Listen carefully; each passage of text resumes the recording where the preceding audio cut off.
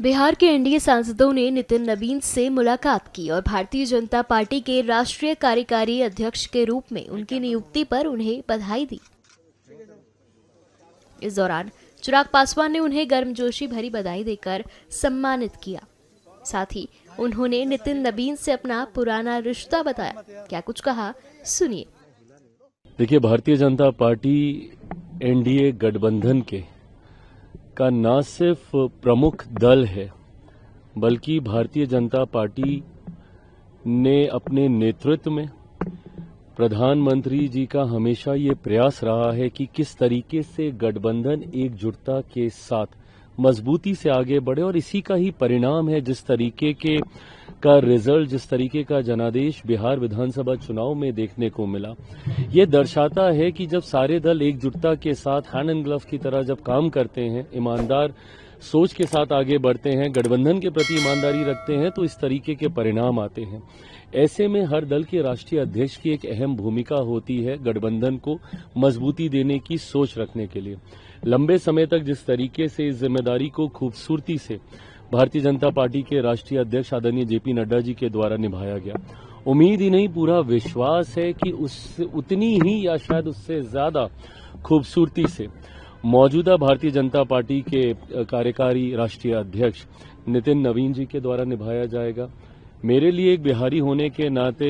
विशेष उत्साह का ये लम्हा है कि बिहार से, देश की सबसे बड़ी पार्टी के राष्ट्रीय अध्यक्ष मेरे ही राज्य बिहार से आते हैं,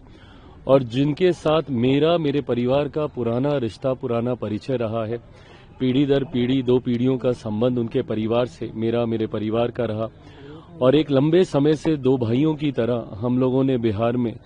काम करने का हम लोगों ने प्रयास किया। ऐसे में जब उनको इतनी बड़ी जिम्मेदारी नितिन नवीन जी को मिली है, मेरी तरफ से, मेरी पार्टी लोक जनशक्ति पार्टी रामविलास की तरफ से उन्हें ढेर सारी बधाई, ढेर सारी शुभकामनाएं, और पूरी उम्मीद, पूरा विश्वास है कि आने वाले दिनों में एनडीए गठबंधन उनके नेतृत्व में